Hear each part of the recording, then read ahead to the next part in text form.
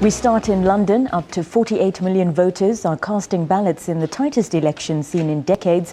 Final opinion polls show the two major parties, Conservative and Labour, which are at a near dead heat.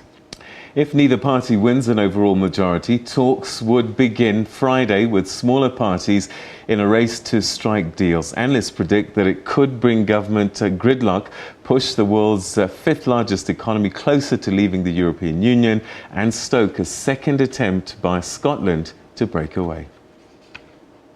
Across the UK, polling stations like this one are open.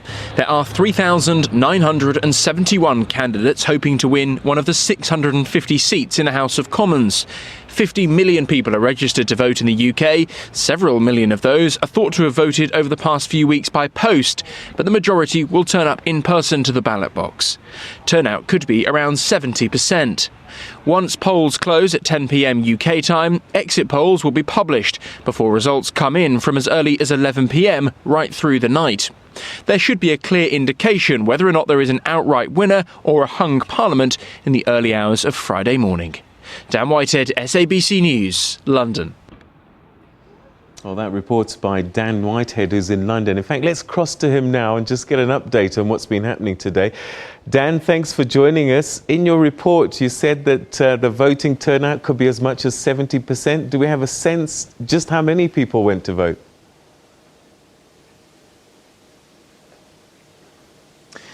Well, good evening. No, not yet. We won't. Not until the polls close at 10 p.m. UK time, 11 p.m. South Africa time. And we are expecting around 70%, which is slightly higher than what we saw in 2010. The turnout there was just over 65%. But there are around 50 million people in the UK who are registered to vote in this election. And with the result expected to be so close, a lot of people will be keen to have their say. Just which way it will go yet remains unknown. All right, so as you said, knife edge, hard to predict who the winner might be, but what does it all mean then?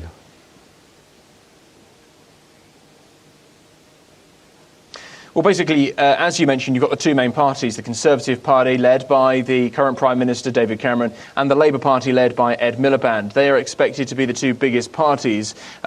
The problem which we may well have this time, if all of the opinion polls have been right over the recent weeks and months, is that neither of them will get enough seats to govern a majority. That magic number, 326 seats, is what is needed for a party to lead a government in the House of Commons. If that doesn't happen and neither party gets that, then they'll be looking at forming a coalition with other parties. Now, Britain's no stranger to that. We've had a coalition for the last 5 years. The Conservatives and the Liberal Democrats have been in power. But the opinion polls also suggest that the Liberal Democrats this time may well not have as many seats as last time and not be able to get to that 326 seat margin if those two parties team up.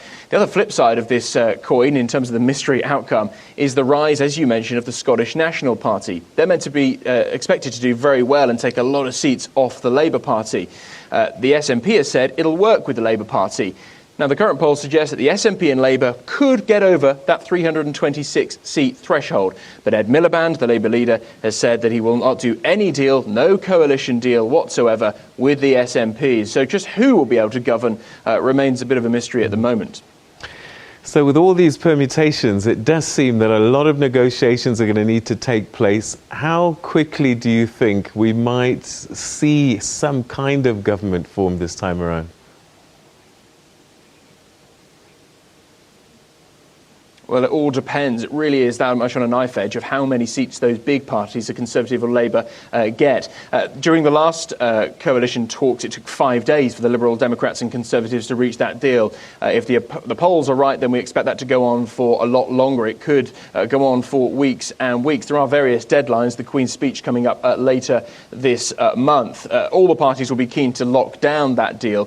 But as I say, if either main party does particularly well and they only need maybe one or two parties, it might be a shorter amount of time to lock down a coalition or a minority government. But of course, the more parties you have in any of these deals, any type of government, the weaker it becomes, because you've got more party leaders, more parties trying to get their policies in, less agreement. And of course, there are rumours that if any party struggles to form a government, there may well be another general election in the UK later this year. All right, and very briefly, when might we expect a result?